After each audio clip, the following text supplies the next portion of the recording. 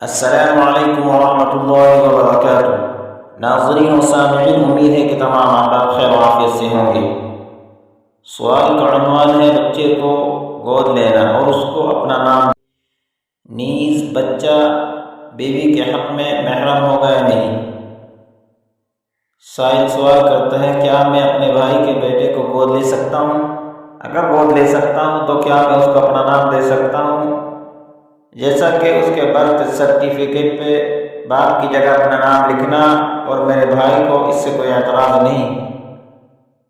اور میری بیوی کے لیے کیا حکم ہے؟ جیسا کہ اس کے بالغ ہونے کے بعد پردے کا حکم ہے۔ آپ سے جواب کی درخواست ہے۔ جواب یہ ہے کہ بچے کو گود لے کر پالنے میں تو کوئی حرج نہیں ہے، البتہ آپ اس کو اپنا بیٹا قرار دیں یا وہ آپ کو اپنا باپ بنائے، جائز نہیں ہے، بلکہ اس بچے کی نسبت اصل باپ یعنی بھائی کی طرف ہی ہوگی۔